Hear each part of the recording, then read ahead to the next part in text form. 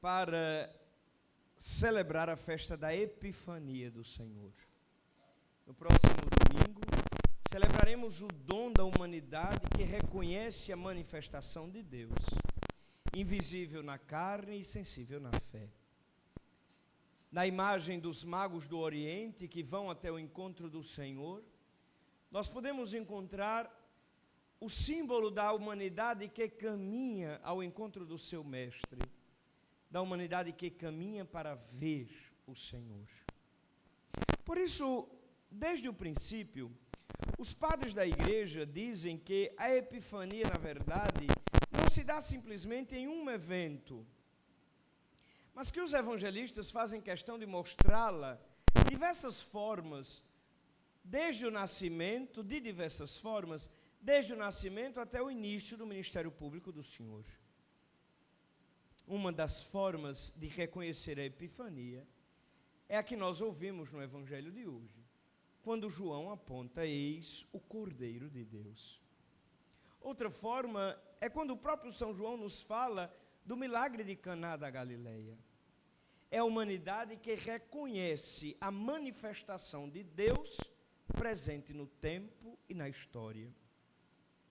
Este trecho do Evangelho que nós acabamos de ouvir, narrativa segundo São João, é riquíssimo em significado. Pelo menos 4 pilares da teologia católica se encontram neste pequeno texto que nós acabamos de ouvir. Em primeiro lugar, a Epifania, a manifestação de Cristo. Em segundo lugar, a sua missão, definida desde o princípio. Jesus é o Cordeiro de Deus. Observe que João Batista e os evangelistas são todos unânimes em relatar isso. Quando aponta para Jesus, ele não chama o Senhor pelo nome, ele aponta a missão de Jesus. Ele é o Cordeiro de Deus. E quem é o Cordeiro na cultura judaica? É aquele que é imolado em sacrifício pela libertação. Portanto, desde o início do ministério público do Senhor, já era definida e clara a sua missão messiânica. Ele veio para dar a vida por nós. Ele veio para ser imolado. Ele veio para resgatar a nossa vida com o seu sangue precioso. Como fizeram aqueles cordeiros da Páscoa judaica, cujo sangue marcou os umbrais das portas dos judeus. Em terceiro lugar, o Evangelho de hoje nos fala do encontro de Simão e André com Jesus. Em quarto lugar, da missão de Cefas, Pedro, recebida também desde o princípio. A missão de ser a rocha onde se sustenta a fé e o magistério da igreja. Desses 4 pontos, eu queria que nós nos detivéssemos em um brevíssimo instante no encontro de Jesus com os discípulos de João. Em primeiro lugar, para nos darmos conta de que João Batista, em uma humildade que nós não conseguimos descrever com palavras, consegue perceber a sua missão de forma tão clara, a ponto de renunciar até mesmo a seus discípulos para abrir os caminhos do Senhor. Quando Jesus passa, João está com 2 de seus discípulos e ele manda que os discípulos sigam o Cordeiro de Deus, cujos caminhos ele veio preparar. João aponta para Jesus e encerra a sua missão profética com a visão do Cristo.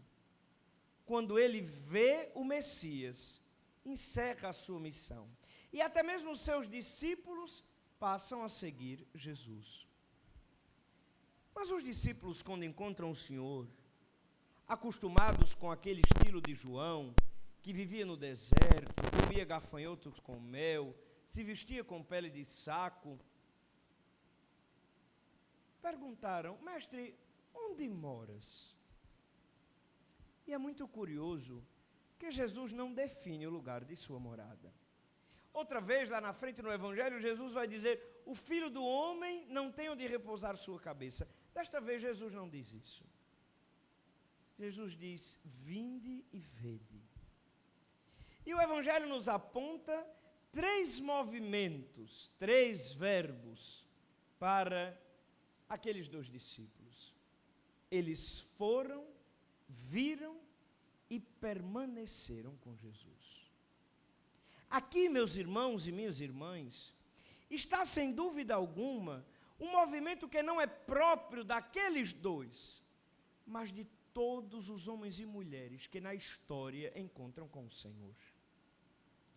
Ao encontro com Cristo, nós não permanecemos simplesmente na emoção de vê-lo.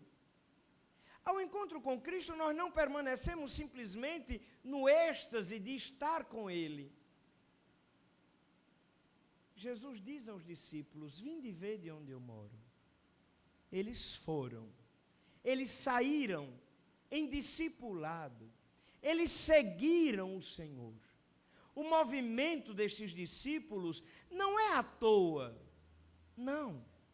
Eles colocam-se no caminho do Mestre, para no caminho descobrirem o lugar da morada. E a partir do lugar da morada, permanecer com o Senhor. Meus irmãos e minhas irmãs, nós podemos ao longo de nossa vida fazer muitos encontros belíssimos de fé. Talvez diante de uma provação, talvez diante de uma alegria, talvez diante de uma situação muito ocasional da vida, a gente possa perceber a Deus, fazer um encontro com Ele. Entretanto, sem este movimento próprio dos 2 primeiros discípulos, este encontro com o Senhor se torna simplesmente um evento vazio.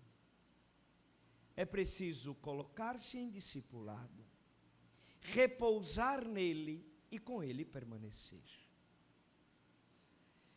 Viver a vida cristã é sem dúvida alguma um grande desafio, porque o caminho de Jesus não é o caminho mais fácil. Ser discípulo do Senhor implica colocar-se no caminho da provação, das dificuldades, no caminho estreito, tropeçar muitas vezes nos pedregulhos da estrada. Jesus não percorre caminhos fáceis. Observe no Evangelho os caminhos que o Senhor vai percorrendo. Ele cura uma aqui, ali ele toma refeição na casa de outro, mas logo na frente ele é expulso de sua própria cidade. Do lado de lá, os fariseus querem pegá-lo à prova. Os saduceus querem dizer que ele se proclama Messias sem o ser. O caminho discipular de Cristo não é fácil. Mas se nós não escutamos o seu convite, vinde e vede, ficamos simplesmente na emoção de um encontro. No capítulo 6 do mesmo Evangelho segundo São João, Jesus partilha o pão para 5.000 homens, sem contar as mulheres e as crianças. E a multidão fica maravilhada ao ver aquele milagre. Qual é o problema? É que logo depois Jesus diz: o Filho do Homem vai sofrer muito, vai ser perseguido, vai morrer e vai dar a vida por todos.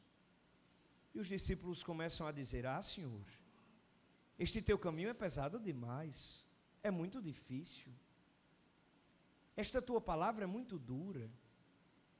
E Jesus vai dizer: e vocês estão aqui por quê? Porque têm sede de minha palavra, ou porque simplesmente querem encher a barriga de pão multiplicado? Eles foram em discipulado de Cristo. Eles tomaram o caminho do Senhor. E se nós, meus irmãos e minhas irmãs, queremos ser cristãos verdadeiramente, não há outra alternativa. Viver na igreja, ser católico e ser cristão, não é simplesmente juntar-se a uma massa sugestionada que caminha para o mesmo lado, alucinada sem saber onde vai. Não. É ter a consciência do caminho e enfrentá-lo por amor. Eles foram porque queriam ver o lugar do Senhor. E curiosamente, Jesus não diz qual é o lugar. Eles vão ao encontro, mas o evangelista também não diz o lugar da morada do Senhor. Porque este lugar é o lugar teológico de nossa vida.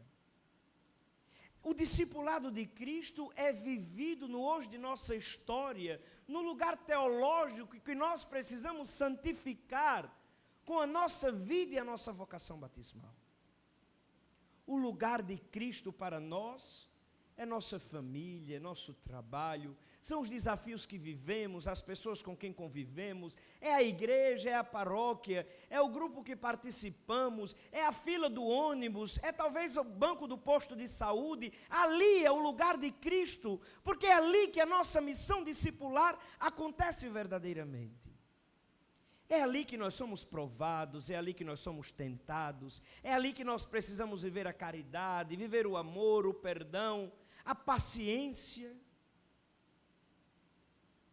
Reconhecer o Senhor implica perceber que no hoje de nossa história Ele faz morada. É o que nós celebramos neste tempo de Natal. Ele armou entre nós a sua tenda. Alguém conhece o lugar desta tenda? O lugar desta tenda é o lugar de nossa santificação. Ele é Deus conosco no hoje de nossa vida. Mas quem foi e viu, diante das dificuldades, das provações, diante das fragilidades do pecado e até das traições, permaneceu com o Senhor. Aqui está o grande desafio de nossa vida. Ir, ver e mais, permanecer. Pedro era um homem muito falho.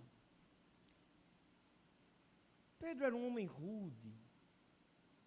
Pedro era impulsivo, falava na frente de todo mundo, era movido simplesmente pela emoção do coração. Quantas vezes disse o que não devia? Quantas vezes Pedro, que parecia ter tão corajoso, foi covarde, negou o Senhor? Ele não compreendia o mistério da cruz, mas que isso não te aconteça. Mas mesmo diante das idiosincrasias da vida, mesmo diante das incoerências pessoais, Pedro foi capaz de ser forte até o martírio da cruz e diante dos desafios e das dores quis permanecer com o Senhor. Meus irmãos e minhas irmãs, esta é a pergunta que nós precisamos nos fazer nesta Eucaristia. Se nós encontramos com Ele, nos colocamos em seu caminho discipular, e descobrimos o lugar de sua morada em nós e entre nós, queremos verdadeiramente permanecer com Ele? Fracos todos nós somos, como Pedro foi, como André foi, como João foi, como todos os outros foram. Humanos nós somos, caímos, é verdade, mas é preciso querer permanecer, é preciso querer estar, é preciso querer ser dele verdadeiramente. Que o Senhor nos ajude. Louvado seja nosso Senhor Jesus Cristo.